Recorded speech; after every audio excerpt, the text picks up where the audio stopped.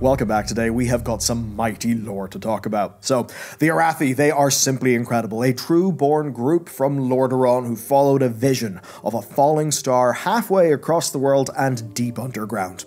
Now, we've seen the Halloffall gear sets, we've seen the massive airships, their order of elemental-infused paladins. They haven't just been living in isolation, no, they have been cooking down there. We're even finding descendants of the Lothar bloodline, as in the descendants of Thoradane, the first king of Arathor and ancestor of Anduin Lothar, a big name from the First and Second Wars. We've got half-elves, which in itself is pretty big, and of course, the Beledar, the massive light crystal that is slipping into a void state. And there's questions. Is it a dimensional ship? Is it a super weapon of the light? Is it Naru trapped in there for thousands of years trying to bind our world soul? Halloffall promises so much, so let's pierce the crystal's darkness and explore this new zone with today's sponsor. Who's an independent fantasy author who knew to reach out because, well, he's actually a deep, very long-term World of Warcraft player and has, yes, a wonderful fantasy series for you. So, Michael R. Miller is the guy, and he is straight up sniping me right in the nostalgia with Songs of Chaos, which is this, and in his own words, think Aragon and Dragon Riders of Pern meeting Cradle, and I mean, man, back in the day, Aragon slurped me up really good as a kid. I think half my office read that and Dragon Riders of Pern. I'm sure you maybe noticed the Dragonology book that has been behind me in this set for years. So with that in mind, Ascendant, Unbound, and Defiant are a true heartfelt fantasy adventure, and this bit being my opinion, they're also objectively bloody good. I mean, I've had a great time, but look, you don't get constant banger Goodreads scores easily, so that's a serious achievement. Right, story-wise, our lad Holt stumbles upon the, shall we say, opposite of the Tyvan questline from Dragonflight. The dragons are operating a little bit more like the Spartans of our ancient history. Those who look to be weak or not fit in are just simply killed, you know, to keep the species strong. This secret to him is absolutely horrible, so he absconds with a doomed egg, a dragon who will hatch blind. And I don't want to give too much away, but suffice to say, adventure. Undead hordes with a real nice twist on what an undead is. Hard magic, like a really good, well thought out hard magic system. Honestly, it's kind of something that I love. I know a lot of, say, fans of Sanderson's work. They will love his magic system, so we're sort of in that ballpark. A narrative that is not a chosen one narrative, and you will certainly see a nod here and there to Warcraft, things that will feel cozy and at home. Think Lunar Paladin. I've mostly been listening on Audible, which is great because it syncs my progress with the ebook as well.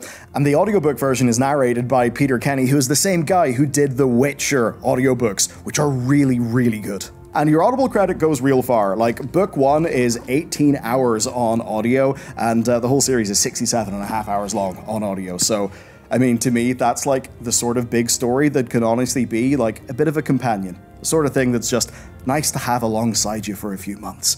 So honestly, top-notch, fantasy, escapism, brilliant adventure. And of course, if you're joining that on Audible, you can use your free trial credit to own Ascendant, the first book in the series, for free, forever, which is a pretty sick deal. Okay, links down below, and let's get into the video.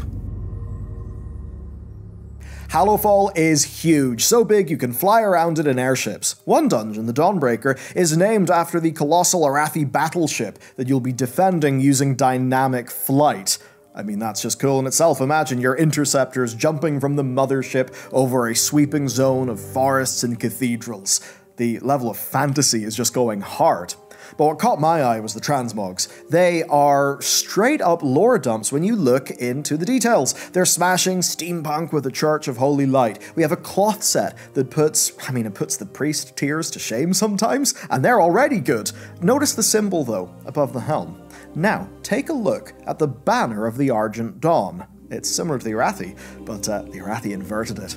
All the symbols of the light that we recognize have been inverted. Beledar, it is the light crystal at the center of Halloffall. It fell from the sky and embedded itself so deep into our planet that it's dangling over the world soul. And you can see that story in this medallion, on the shoulders, and on the belt.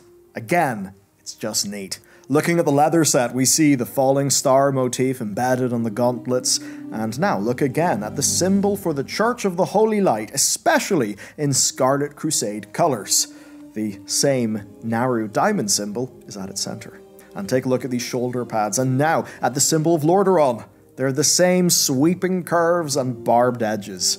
All of these influences are being taken but developed in isolation, potentially for an extremely long time. We have a theory in that I'll get into very soon. What this is a cousin culture of Lordaeron, one that they've managed to put in the middle of our underground expansion and somehow tie in marvelously. But that's when the evolution kicks in, when they get isolated, when cultural speciation occurs. Look at the leather set with its steampunk goggles, its glass globes in the belt, whereas the male set is this perfect blend of a sort of witch hunter and alchemist with potions and bombs. They've learnt to harness the holy fire of the Beledar and merge it with their own industrial revolution. It looks amazing, and as if all that isn't enough, they smash the light, the history of Lordaeron, and constant war against the Nerubians into one of the best looking plate sets I have ever seen the company make. We've got these sigils on the shoulders that may even be a hint at what the Naru masters of the Arathi even look like. And that's the sort of thing we've seen before. I mean, think about the banner of the Army of the Light, and then look at Zira. And again, think about all those plot lines with Zira that are still dangling. Now, that's just a look at their gear. But two of the most lore-significant humans in Azeroth's history are being invoked in this zone. We've got a character named Faerun Lothar. She is a one-armed lamplighter. They're basically a bunch of warrior clerics that maintain the many lamps in the various towns, of course, because Halloffall enters its twilight state and spooky things happen. I suppose part neighborhood watch, part battle priest. Pretty cool. And for those who don't know why that's huge, Thoradane was the first king of the humans. His direct descendants are the Lothars, and as far as we knew, Anduin Lothar, who of course is Anduin Wryn's namesake, and, hero of the First and Second War, was the last of the line. But now, we have another Lothar, and how they got down there is far, far crazier than we imagined. It in fact brings us to the other side of Azeroth. With that, let's deep dive into everything we've discovered about the Arathi. Be warned, there are spoilers here. Not for the Halloffall campaign, but basically for the future of the Warcraft setting. So, by the end of the Ringing Deeps, we've discovered that the Nerubian threat is greater than we thought. So much so that the Earthen basically advise that we ask these crazy light worshippers who are deeper in Khazalgar if they want to lend us a hand. But we find them mid-battle with the Nerubians, having to retreat as Beledar shifts. After that battle, we speak to one of them and find out exactly who they are. Here's the quote. "We thought we were coming to this land for a glorious fight to secure the Emperor's visions. We were to bring a victory back to the Empire. The last thing I ever expected was to have to create a life here." So, they're actually talking about a human empire that is not on any map of Azeroth that we have. They are talking about an empire from a land beyond the storming seas. Their emperor had a vision of something called Renalash, which is this final clash between light and dark. And the first sign of that end-time beginning was a star falling to Azeroth, and that star is Beledar. So, they sailed on a mighty sky fleet, finding a way through the storming seas that separates the two halves of Azeroth, and they found their way to Khazalgar. They circled the island for days until a massive storm engulfed the fleet, and in a flash of golden light, they were teleported deep beneath Khazalgar, much, of course, of their sky fleet being destroyed.